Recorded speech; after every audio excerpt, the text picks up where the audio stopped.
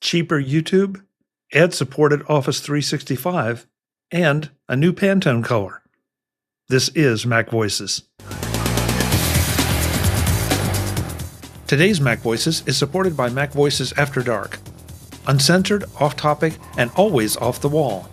MacVoices After Dark is available as a benefit to our Patreon subscribers. Sign up at patreon.com/MacVoices. This is my favorite headline of the week. Cheaper YouTube Premium Lite ad-free tier reportedly coming soon. Yeah. I'll stick with my premium, thank you. So a premium Lite, it's like, okay, it is either premium or it's not. It's either light or it's not. I have a real problem with premium Lite. I don't even know what that means. And I read the article and I'm still confused. It's like ultra light beer. It can't be ultra and light beer at the same time. It's like a caffeine-free, sugar-free diet soda drink. In other words, why bother? Yeah, exactly. So you can read this if you're interested in a YouTube Premium Lite ad-free tier.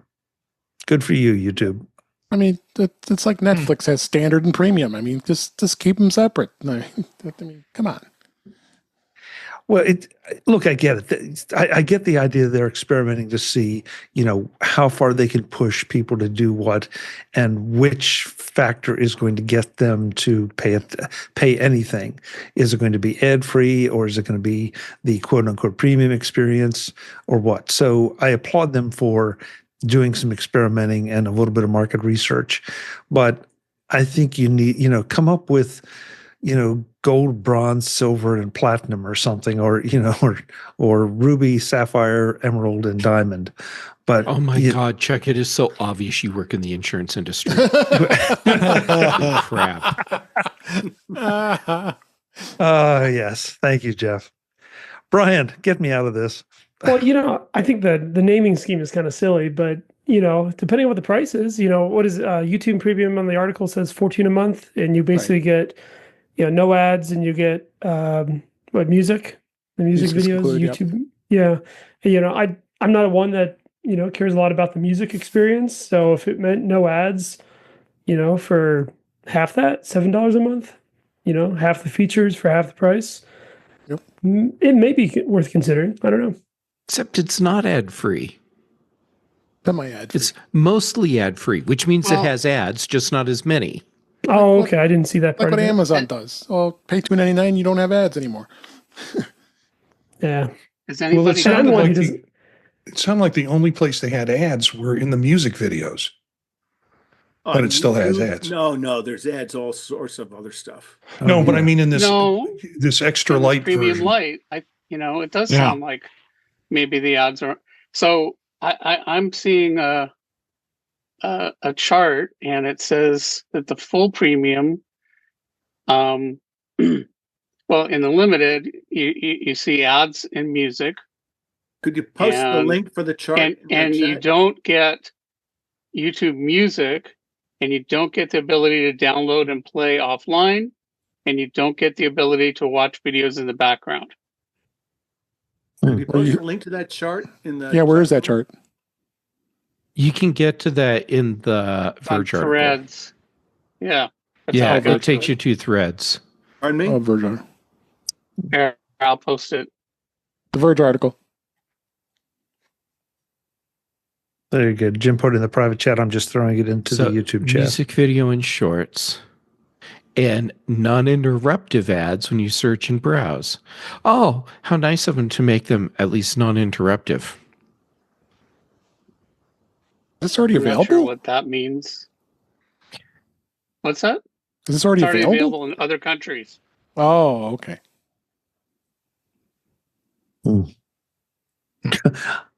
Yeah, after a while,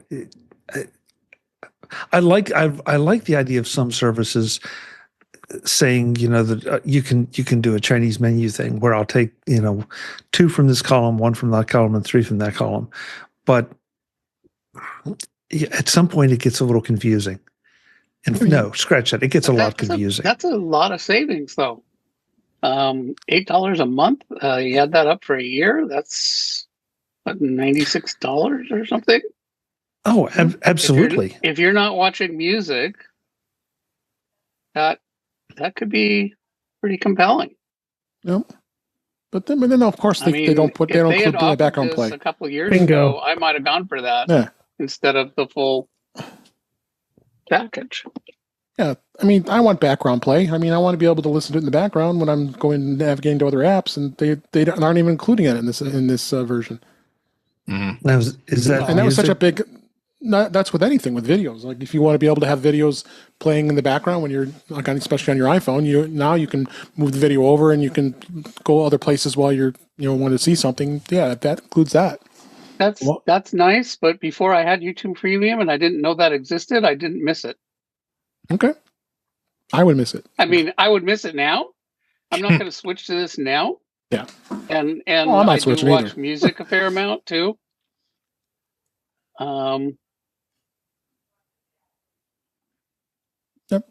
No, it's just another way of YouTube trying to entice people to come and join. I think there's a lot of people that say, "Wow, YouTube Premium is just too expensive. Yeah, I won't do it," and they're hoping to convert some of them. And they're hoping that nobody that has Premium now is going to go like, "Oh, great, I can save money." They don't want us to drop our Premium, so they can't make it too good. My opinion is it's worth every penny because I enjoy being on YouTube a lot, and I don't want to see all those ads. And there's times when I'm not signed into my account, especially at work. I'm going on YouTube. And, oh my God, no wonder why I pay for this. I can't stand this. Yeah, or if, somebody embeds a YouTube and then you see ads, and it's like, get me to the app. It's particularly, I mean, in classes when we take YouTube videos in class, and if I don't log into my account, then and we just run videos in class, it's like every middle of the video when you're trying to do a teaching experience, you've got an ad stuck in there. Right. And students who come up to do demonstrations want to show a YouTube video and they're not logged in, and it just ruins the whole process. So. Yeah. But I think YouTube Premium is the kind of thing that people who have it rave about it, but people that don't have it, I know, like, I'll tell people, yeah, I've got it, and they're like, "What kind of idiot are you to pay money for YouTube?" That seems to be a lot of people say that, like, you're crazy. Why would you pay money to watch YouTube? A lot of people equate it to TikTok videos. They think that's all it is. Yeah. And why would you? What kind of idiot would pay for not having ads on their movies or their TV shows? Well, a lot of people do. We do. I do. Yeah. So I know Jeff and I do on Prime Video. I pay that extra $2.99 a month. This is get rid of those ads. Me. I paid to remove the ads. Yeah. On Prime, I did. And I've done it for several years now, and I ain't going back. Nope. So I'm just saying. Paramount, I'll tell people HBO Max that I did this, and they're like, they look at me like I, told them stood on my, head or something. Shouldn't the money that we're paying to remove the ads go directly to the advertisers? Well, my understanding is that content creators get more money when a premium person watches a video than if a free person watches it. You have any idea how much more? No.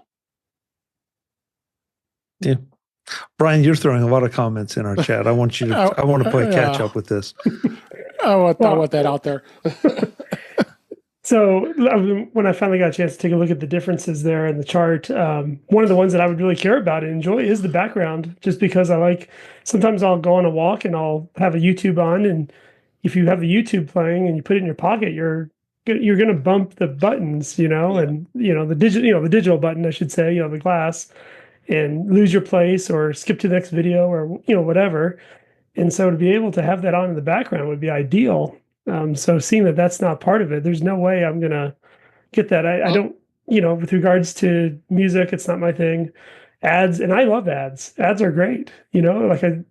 it's just the right amount of time to go up and maybe refresh a beverage, and get back to watching whatever you're watching. Brian, let me say this we think with alike. all love. I don't know you.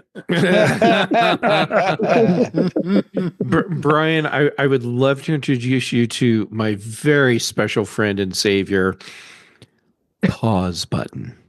Sometimes there's other people I'm watching with. Remote, forward through it. I'm not going to inconvenience their watching time. Give up the walking. Just give up the walking. Oh man! Do you ever record shows? Yeah. Do you record shows? Do you? I fast forward through all the commercials for any show I record on YouTube TV.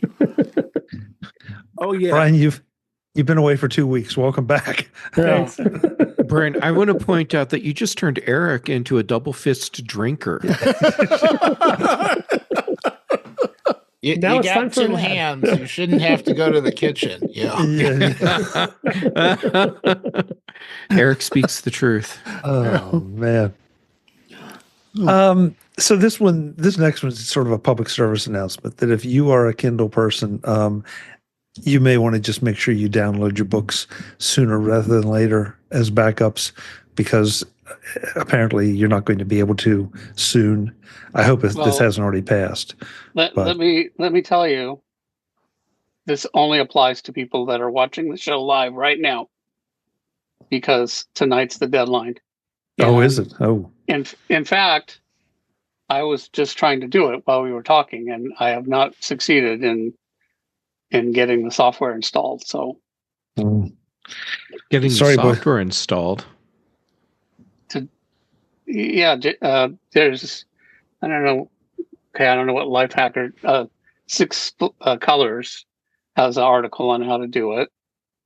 And I thought you had to do it through their web interface, and you download each book individually. There's an automated tool that will do the whole thing. Someone did a hack. Well, of course they did. It's been around for a while, but to install it, first you have to install something called Bun, and that didn't work for me. I installed Bun, and when I try to run Bun, it says doesn't work. So I don't think I'm going to get my books downloaded. You just have to heat it up a bit. I said no Bun. Oh man. No, actually, it's quite funny what it says. It says,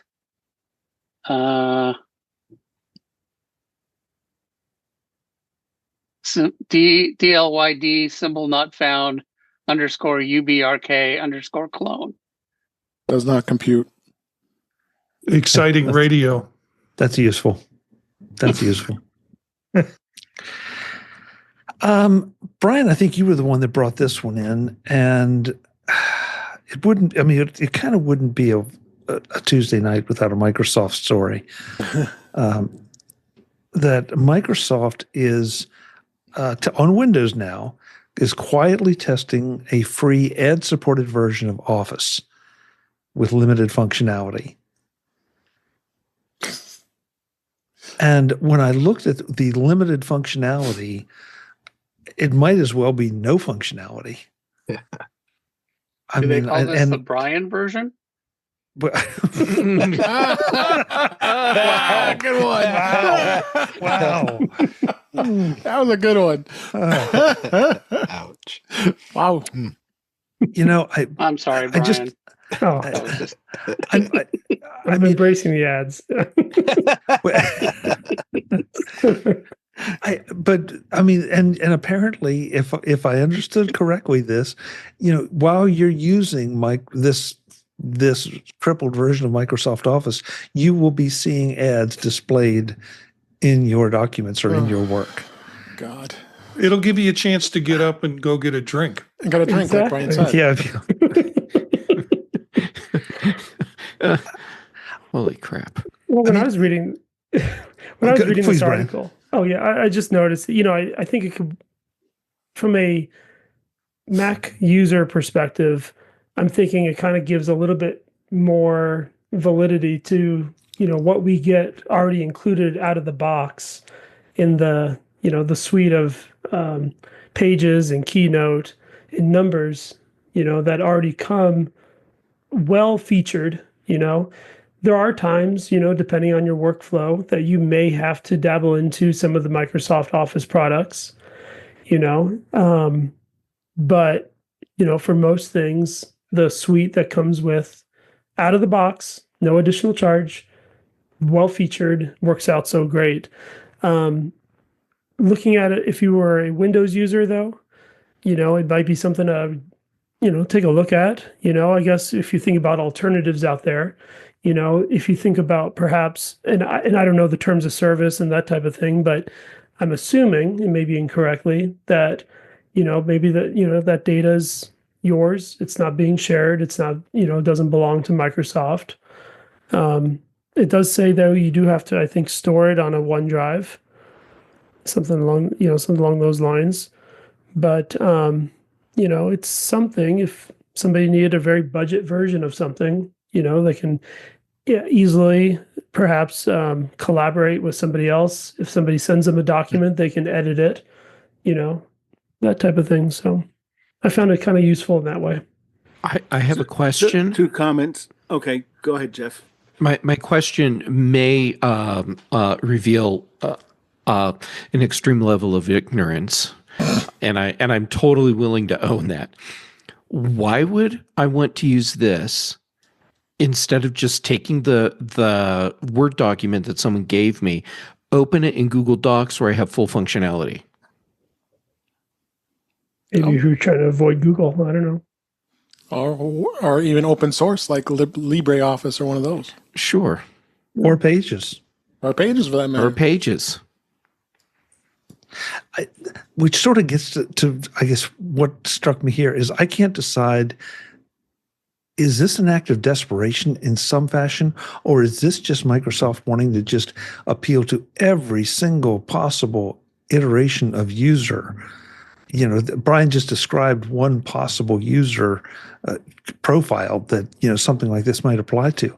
I mean, do they just feel this need to appeal to everybody instead of having one or two products? And that's a rhetorical question. Nobody needs to answer it unless they can. May I? Please, Mark. Okay. So I have some comments on the discussion, and I think something that may end this. So I think when I read that, it's trying to offer ads again. It's another company trying to steal our attention and make some revenue off of it by serving up ads.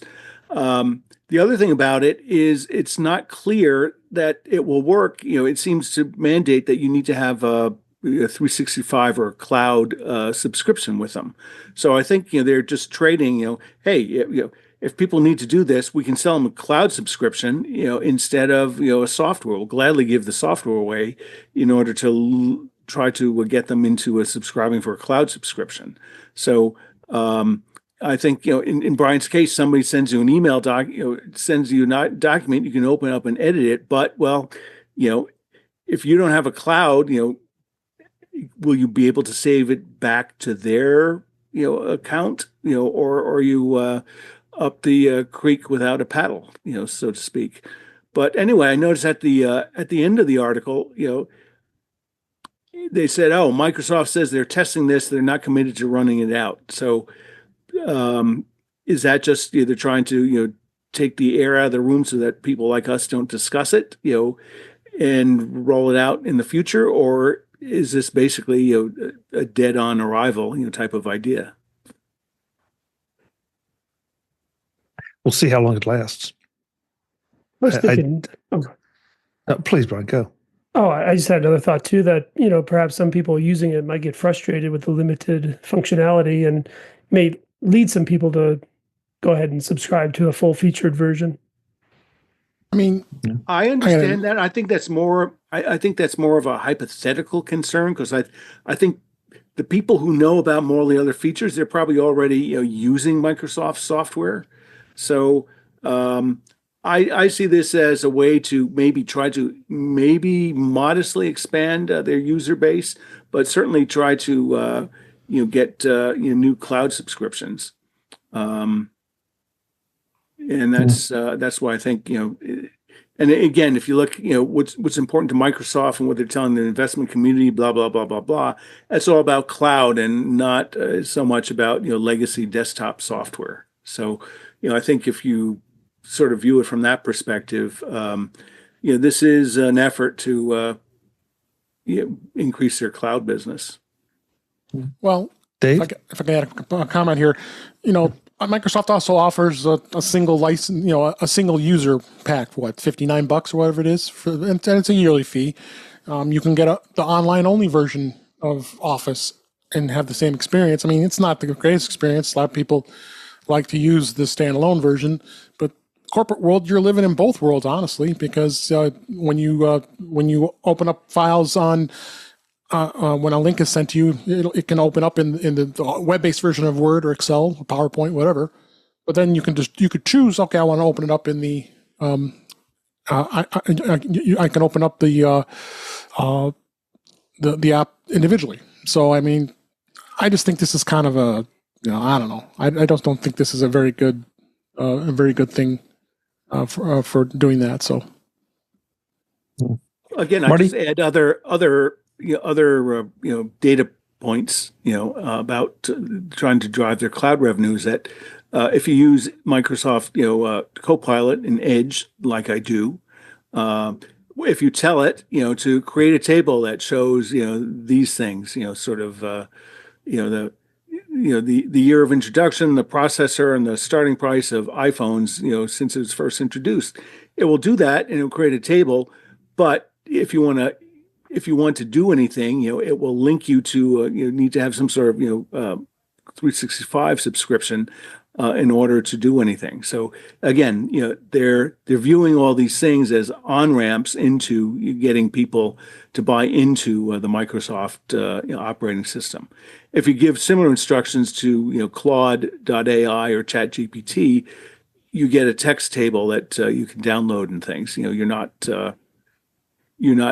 subject to the Scylla and Charybdis of Microsoft trying to, bash you with uselessness or bash you with having to subscribe. Yeah.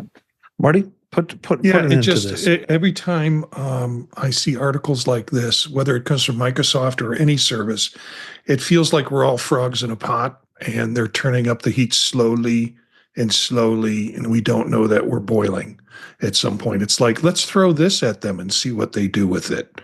And there's a point where it's just crazy. Yeah. This from the man who was doing the TikTok cooking show. Fox Lights on the menu? Apparently so. Well, every week I try to come up with some article, sort of like the evening news, that has a little bit of lightness or something absurd to it.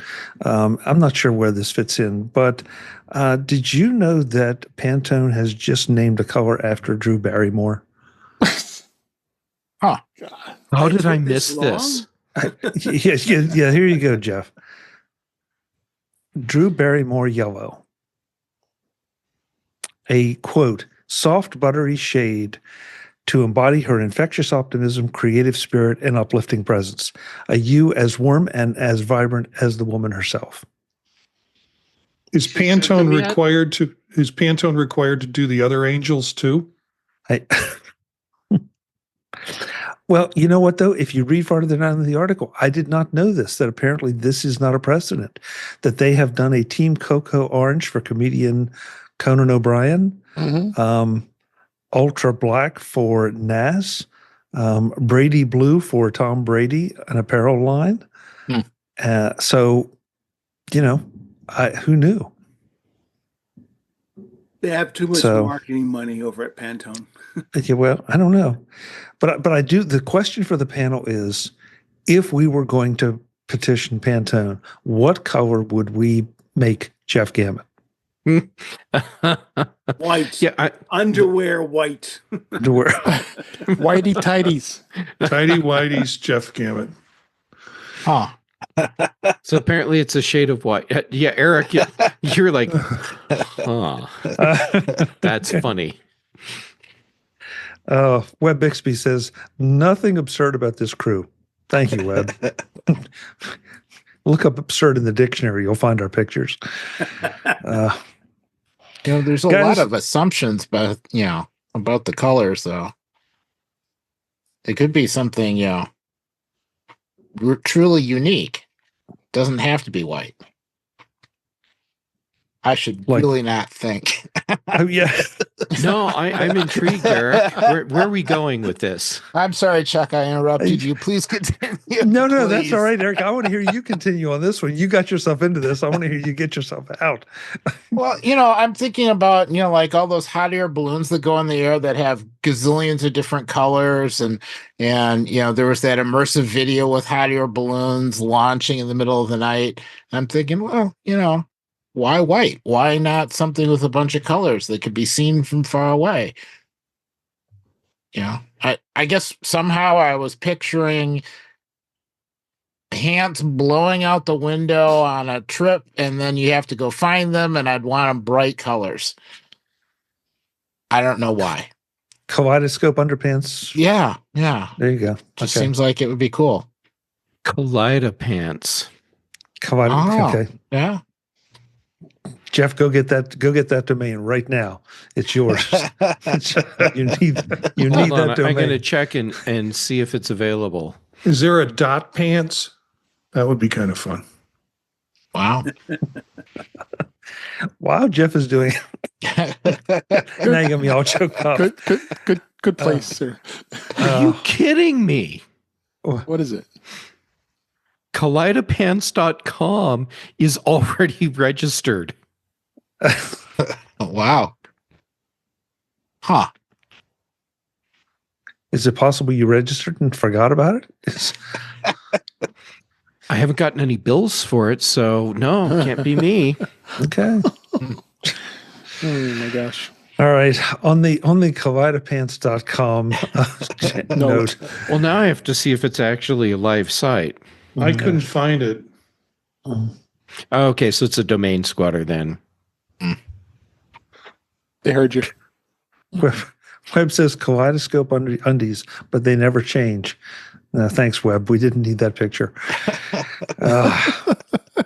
Let's get out of here before this gets any worse. Yeah, we got to get out of here before this gets worse, man. David Ginsburg, thank you for being here. Tell me where people can find you. You can find me at In Touch with iOS at intouchwithios.com, youtube.com/intouchwithios. Here on Tuesday nights, record In Touch with iOS on Thursday nights, 8 p.m. Eastern Time on YouTube. And you can find me on social media at Blue Sky, Mastodon, DaveG65. Thank you, David. Thank you. Eric Bolden, you and your Blue Jay, thank you for being here. Where can folks connect with you? Outside, sitting in an icy cold chair, watching new Arctic movies. Well, Mondays with Marty and Vision Profiles. Tuesdays here, of course. Otherwise, at EA Bolden at techhub.social in Mastodon, or EA Bolden on Blue Sky. Great. Thanks so much, Eric. Marty Gensius, thank you for being here. Where can folks find you and your moose? Gensius, JENCIUS on Mastodon and also on Blue Sky. Thepodtalk.net has all the shows, including Vision Profiles with Eric on Monday nights and a few other ones that I do. It has directions to get there. And then, of course, Tuesday night, Podtalk, the podtalk.net. Dave still has the glass cleaners. Anyways, of course, Tuesday nights here with you and the group, and Thursdays with Dave Ginsburg on In Touch with iOS. Thank you, Marty. Brian Flanagan Arthurs, it's great to have you back. We missed you. I'm not sure you missed us after tonight. Where can folks find you? Thank you. It's so good to be back, and that was a lot of fun. Best place to reach me is my website, brian8944.com. Great. Thank you, Brian. Thank you. Jeff Gammett, I would suggest maybe checking your underpants to maybe nominate a color, but then, no, I'm afraid of what might happen if you do. So let's just find out where folks can find you. All right. Okay. Well, when I'm not working on that new fashion clothing line with Eric, you can find me on the different social medias as I wasn't expecting a face palm, but I'll take it. You can find me on the various socials as Jay Gamut. I'm active on Mastodon and some on Blue Sky, and I'm moving from Instagram to PixelFed, so that's where you can find my photos now. Then for shows, here with you on Tuesdays, on Dave's Mac. No, I'm going to do it wrong again. The problem is you two look so alike. It's just really hard to tell you apart. Okay, so I'll start that again. And if I do like the rote version of it, I think it'll flow right out. So Tuesdays on Chuck Joiner's Mac Voices Live, Thursdays on Dave Ginsburg's In Touch with iOS, on the British Tech Network, The Big Show on Thursdays, The Mac Show on Fridays. I do The Context Machine with Brian Chaffin and Patrice Brendamore, and I do Retro Rewatch.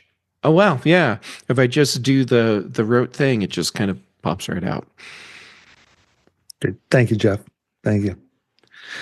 Jim Ray, I think we should remind people what you told us last week, that you posted an article to your website and that you got fireballed this week. So congratulations on that. Good job. Stole my line. You were going to ask where you could find me, and I was going to say daringfireball.net. Oh, okay. Well, okay.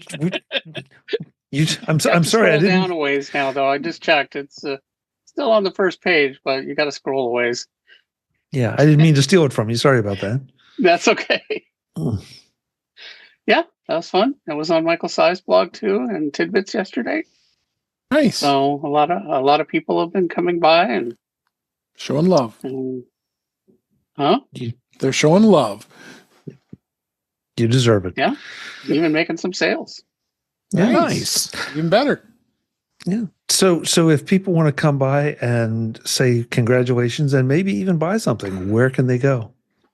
Go to provue.com, PROBUE.com. Excellent. Thank you, Jim. And you can also, I'm back this week on Mastodon at ProViewJim at techhub.social. Ah, good. Okay. Thank you. Thank you. The man with the military behind him, Mr. Mark Fuccio. Mark, thank you so much. Where can folks connect with you? Oh, easiest way to find me is on Highway 280 by Wolf Road under the bridge that goes into the Apple campus, the spaceship. That was you? That was me, yeah. Or on X or LinkedIn at Mark Fuccio, MarkFuccio. Great. Thank you, Mark. Do you get good Wi-Fi under the bridge? Well, it depends. I don't want to know on what. Rain. Folks, rain. Okay, rain. Yeah, there you go. Folks, I'm Chuck Joiner. This is Mac Voices. We do Mac Voices Live. We do this every Tuesday, 8 p.m. Eastern on YouTube at youtube.com/MacVoicesTV. We'd love to have you join us. We had a couple of our panel members in there tonight. We had a bunch of our other friends making some comments. And we had quite a few viewers tonight join us that decided to remain anonymous. With this group, I can't imagine why. Until the next time, and as always, thanks for watching. Visit MacVoices.com for show notes and to connect with Chuck on social media. Get involved in our Facebook group or like our Facebook page, and get more out of your Apple tech with Mac Voices Magazine, free on Flipboard and on the web. And if you find value in it all, consider supporting us through either our Patreon campaign at patreon.com/MacVoices or by making a one-time donation via the PayPal link on our front page and in the show notes of each episode. You will join these fine people who help bring you Mac Voices.